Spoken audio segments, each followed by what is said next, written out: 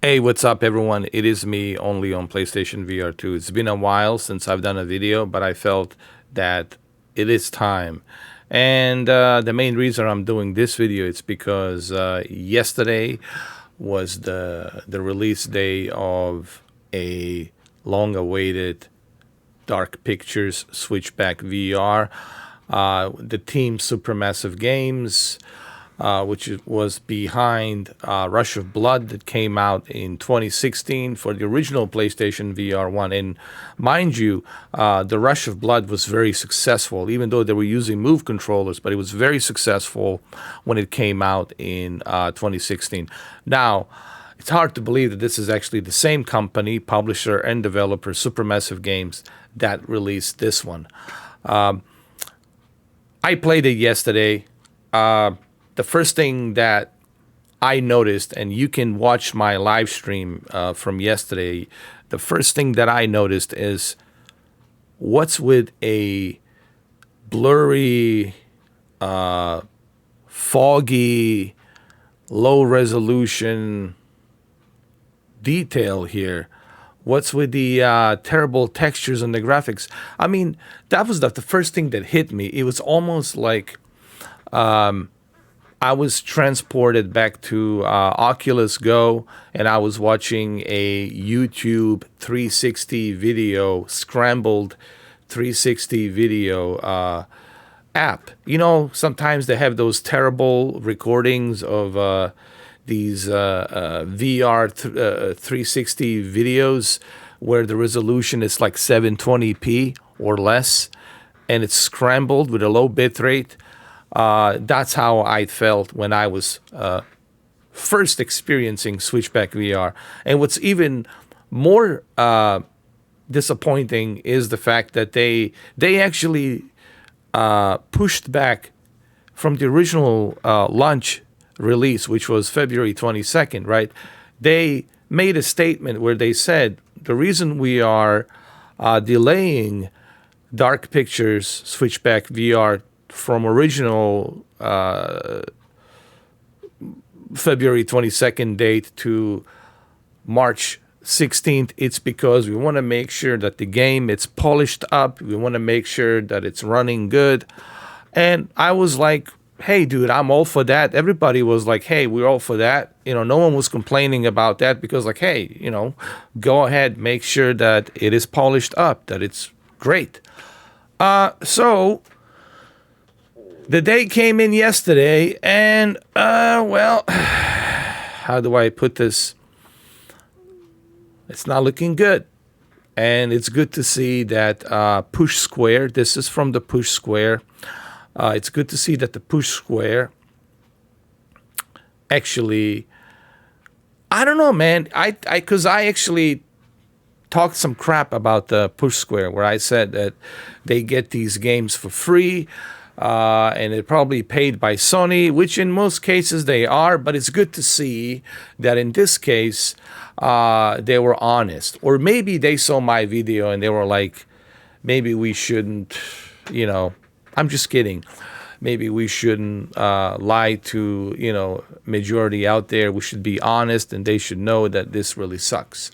And kudos to Push Square for being honest, for not, you know, just doing it for the sake of, you know, sales of this game. It's good that they're actually being honest. This will only help as a feedback to these publishers to understand, hey, man, you need to patch this up. You need to fix this game up. You can't have something like this be released and then charge people $40 for it. But anyway, let's read the review. All right, this was reviewed by Semi Barker. I'm sorry, Semi Barker yesterday at 8 p.m. So I'm going to read it for you right here.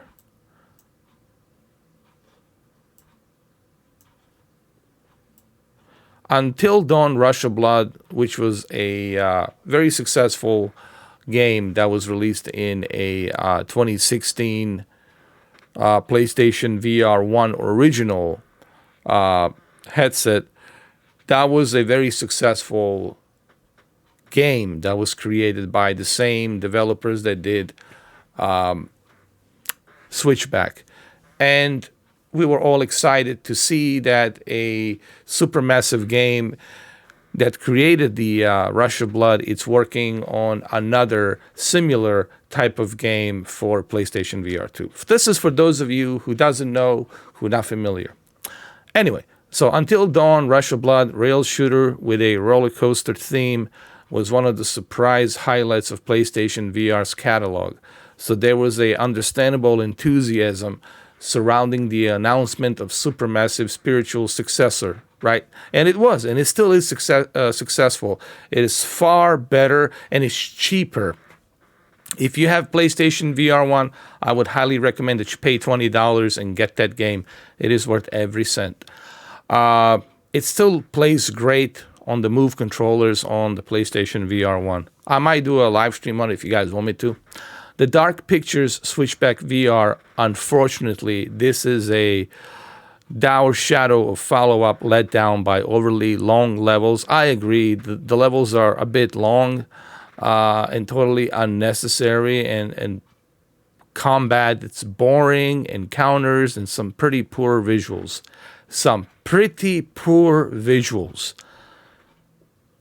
That should be the highlight of this review. Pretty poor visuals. The visuals are so bad that when I first turned on my headset and I clicked play on this game, I was like taken back. I was like, is there something wrong with my headset? Is this maybe, I don't know, maybe something's wrong with my headset. Maybe it's broken. Maybe I dropped it down or whatever. It was so bad that I felt like I was watching a YouTube VR app on Oculus Go with some 720p resolution and some low bit rate. It was really that bad. And then on top of being so blurry and so bad, you can see, sorry for my language, you can see shit. On top of that, you also have this terrible graphics. Horrendous, horrible graphics. I've seen Android phones produce a far better mobile game with much better graphics. Dude, I've seen mobile games produce much better graphics. Okay? With a Snapdragon processor and all that. So anyway, let's continue. The positives are few, but not entirely non-existent. I agree, actually. There's some positives. You know, you can have some fun, but there's no reward. There's only limited upgrades. You don't have that many upgrades. You don't have a variety of weapons to choose, right? You would think there'd be a variety of weapons for you to choose, variety of weapons for you to customize, variety of different things, variety of different characters. None of that exists here. And the story is just ludicrous. It just makes no sense. The positives are few, but not entirely non-existent. The UK developer makes good use of the PlayStation VR 2 Sense controllers. I agree. The Sense controllers on the guns, dual wielding guns, it's so easy to reload. You can reload by pressing the X button, or you can reload by just simply, shaking your controllers. The haptic feedback and the adaptive triggers.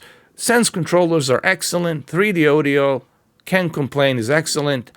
But the resolution, the graphics, and just horrendous long loading times too. Not to mention the loading times. Horrendous long loading times. On top of the loading times, you got bugs. My game crashed 4 times. You can watch my live stream, and all of your answers and all the credibility that I'm saying here can be backed up by my live streams yesterday. You can go check out my live streams, and you can see how badly that was. How badly that experience was. Where 4 times my game has crashed. So the positives are few, which I agree, but not entirely non-existent. The UK developers makes good use of the PlayStation VR 2 Sense controllers. I agree. For example, arming each of your hands with a pistol that can be upgraded with a weapon pickup at select moments in the game. The tracking throughout is flawless. I agree. And the handling is hands by delicate use of haptic feedback. I agree. And the adaptive triggers, sure. You can even feel the clatter of your mine cart traveling over the rails, which is low touch. The campaign has its moments too. I agree. One sequence will see you pass through a tunnel filled with animated flesh of corpses, and you'll physically feel appendages brushed against your face through the headset built-in rumble motor. Yeah, there's some small, there's some good moments in the game. I agree on that. He's talking about this one instance where you go through this tunnel, and there's these big-headed monsters, and they're all stuck together, and you have to kind of go through them, and you feel their hands, and you feel their big, massive heads on your vibration on the headset.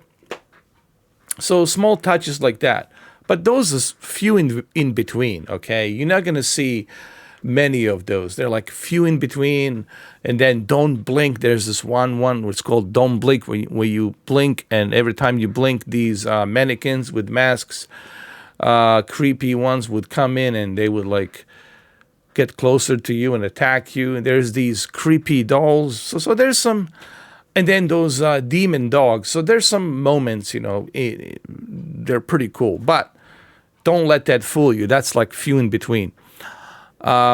So like he says, the campaign has its moments too. So there's some cool stuff, right? But the problem is, unfortunately,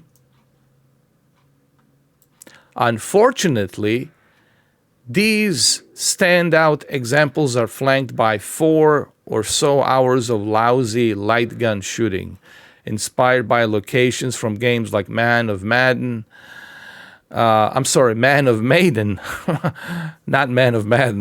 Man of Maiden and Lil Hope. You'll find yourself blasting away at the poorly animated enemies for much of your playthrough here with minimal visual feedback. Sure, you'll see the odd cranium collapse, but most foes will shrug off your bullets like nothing's happening. It's all quite anticlimactic in the worst possible way. The lackluster boss fights, there's only like one boss fight at the end, and she's easy to defeat. I'm sorry, spoilers warning. The lackluster boss fights demonstrate this most disappointingly, as you unload hundreds of bullets into their bodies without any sense you are damaging them at all. To make matters worse, the encounters are same as predictable. Adversaries will approach from one of 3 angles and attack in the exact same way, killing a lot of tension of little trying to create. And while we appreciate the attempt to extend the experience, levels go on for far too long, killing the incentive. I'm sorry. Blah, blah, can I speak today? Killing the incentive to replay. I agree. You really want to go back to this. It's kind of boring, and I tried to have fun with it, but I just wasn't feeling it. The incentive to replay. That's a shame, because there are different routes you can take to encourage multiple playthroughs, and there are some minor decisions you can make about whether you want to save, abandon, or murder supporting cast characters. It should be noted the plot device tying the scurvy storyline together is barely worth mentioning, other than to say there are lengthy loading times. Lengthy loading times each time a sea goes from a gameplay to a cutscene and back again. I agree with this. This is a 100% honest review. This is what I want to see. This is everything that I have complained about. So let's go to the conclusion here. Let's just get to the conclusion, because this video is dragging as it is. All right. So, Until Dawn continues to elude Supermassive, and now even Rush of Blood appears out of reach. Switchback VR, it's a scruffy game that fails to match up to its well-liked PlayStation VR predecessors. Delivering low-budget visuals, lousy combat encounters, and some pretty low energy level design. There are a handful of memorable moments, and some may find fun in the jump scares, but this should and could have been so much more. I agree. So, just like it says, like it's a PlayStation VR predecessor delivering low-budget visuals, lousy combat encounters, and some pretty low energy level designs. There are a handful of memorable moments, and some may find it fun in jump scares, but this should and could have been so much more. I agree on that. This should and could have been so much more. You would think that they would actually put some effort, knowing that this is a PlayStation VR 2 exclusive, right? You would think that they would put some effort and some time to make sure that this is looking the best that he can look for a $40 game. As if it's not bad enough that you got all of these issues and bugs where game it's constantly crashing constantly. You also have to pay $40 for this crap. I wish that I could refund the game, but I can't because I spent 6 hours playing it. I tried. Sony says, nope, you're stuck with this one. It is what it is. I don't care. Money comes and goes. What are you going to do? So I agree with this score. Poor, 4 out of 10. I agree with Push Square. Long levels start to drag. These are all the negatives, the cons. Long levels start to drag. I agree. Check mark. Lackluster combat encounters. I agree. Check mark. Blurry, unpolished presentation. Big check mark. If they could fix this, maybe I can kind of like turn the other cheek, turn the blind eye, you know. Pace sapping puzzle sequences, all a bit boring to be honest. Quite expensive at lunch. Yes, quite expensive at lunch. Enemies unaffected by attacks. Yeah, I agree. I agree with all of this. Is everything that I have mentioned on the live stream. So let me give you my final thoughts before I end this video. Even though I've done a bunch of videos yesterday, live streams on it, clearly it's all there for you to look and see.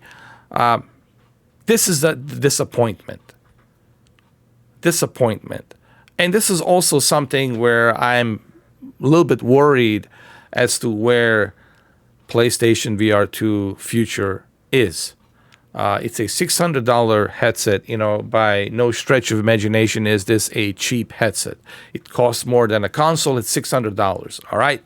How much of value is that for you? Some people will say, yes, for me it is because I can play Gran Turismo.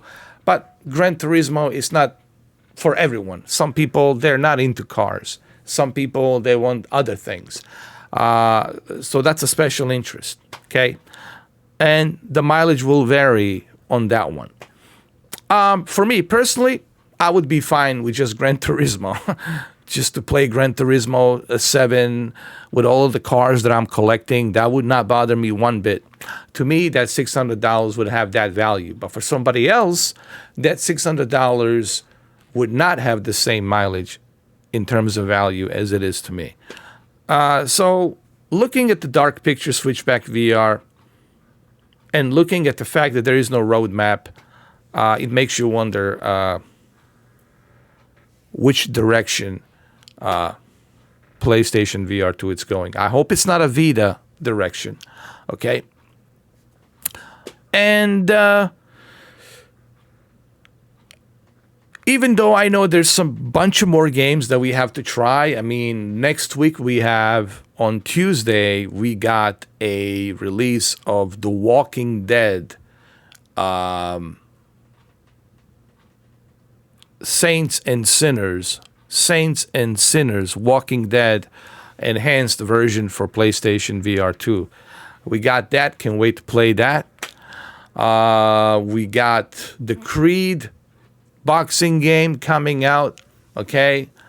So we got still a bunch of games to check out and see, you know, see how it goes with 1 month of PlayStation VR 2 release. But I want to say something here that maybe developers, if developers are watching this, and this goes for all of the developers, VR and non-VR, it is very important to give the gamers a demo to try. If you really want to get people on board to get excited about your product, to get excited to pre-order your game, you have to put a demo. Rule number 1, and this is a big red flag for everybody. If developer does not give you a demo, that means that they're not so sure about their video game, if it's going to be received well or not. So the demo speaks volume. I'm sorry, the demo speaks volume. So what I'm trying to say, the Switchback VR didn't have a demo, and it's $40. And the only way to find out is you have to pay for it. Or you can wait and then look at the reviews and then, read from the reviews, which I should have done. But I pre-order it because it's Supermassive Games. It's Rush of Blood. I was like, it cannot go. Same shit happened to me that happened to me with the Callisto Protocol. I was like, how can this happen to the same guy twice? So, take notes on this one.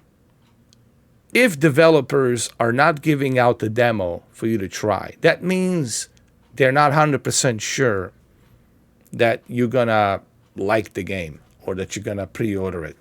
So that's a red flag number 1. And there was actually 2 red flags here, and I should have known better. Actually, you know what? It is my fault. I only got myself to blame for pre-ordering this, paying $40. There was 2 red flags, which I was aware of, but I still went ahead and I still pre-ordered this damn thing. Number 1 red flag was, of course, no demo. No demo. Where's the demo? So that's number 1. Number 2, they delayed the game. Why it's being delayed? Why isn't it being released on the February 22nd launch lineup? So there was 2 red flags. Number 1, no demo. Number 2, delayed. There's a demo for The Village. There's the demo for Star Wars Galaxy Stories. There's a demo for, a bunch of other VR games. But there is no demo for Switchback. So that was the 1 red flag. Number 1, red flag. Number 2, it was delayed. And I should have known. So please take notes, guys, and me too included. If developers doesn't release a demo, that means they're not so sure if the game's going to be received well or they have problems. We should have all learned this from CD Projekt Red. I guess nobody learned from Cyberpunk. Cyberpunk should be like a Bible for everybody to study and learn. What did CD Projekt do? They never released the demo. You had to wait till December 8th to play it. And there was no demo. If there was a demo, I guarantee you, a lot of people wouldn't buy it. So, if the one thing you can learn from this video is that developers, if they don't release a demo, then you know that there's something wrong. If there is no demo, then you know that the developers are having problems with the game. They're not so sure if it's going to be successful. Capcom has no problems releasing a demo for Resident Evil 4. It already got 10 out of 10 masterpiece, right? Because they're confident. They know that it's going to be great. They know that it's polished up and it's going to look great. So they have no problem releasing a demo. Demo means everything. So don't pre-order. Don't jump on that bandwagon. Don't get so hyped up, Wait till you see the demo. Same goes for Starfield. I want to see a demo. Give me a demo. Let me check it out. Okay? Demos mean everything. All right? So that's it. That's all I got to say. I don't know if they're going to patch this game up or if they're going to add some additional features. I don't know. Are they going to add some additional content, some additional levels, some additional upgrades? Well, first thing first, let's see if they polish that up. If they can maybe fix the resolution and bump it up to 4K resolution, and if they could fix the graphics, polish that up, and of course add faster loading time, maybe I'll give this another try, another go, with a better graphics, better resolution, if they choose to patch it up. I don't know. We'll see. So far, there is no updates as of this recording, which is March 17th. Happy St. Patrick's Day for all of you celebrating St. Patrick's Day, all my Irish friends. So that's it. That's all I got for you guys. Unfortunately, I wouldn't buy this. I would wait till it goes on sale. Wait for patches. Let them patch this game up. Let them put some additional content, and then when it's fully finalized and it's running like a Ferrari, then you can go ahead and buy it dirt cheap for like $20 or whatever they sell it for. But for right now, no. All right, guys, thank you for watching this video. I'm sorry that my videos are long, but I just can't do them any shorter than this because I have so much to say. Okay, I have so much to say, and that's why they have to be 26, 27 minutes. Okay, thank you for watching, and I'll catch you guys on the live streams. All right, love you all. Be good. Bye-bye.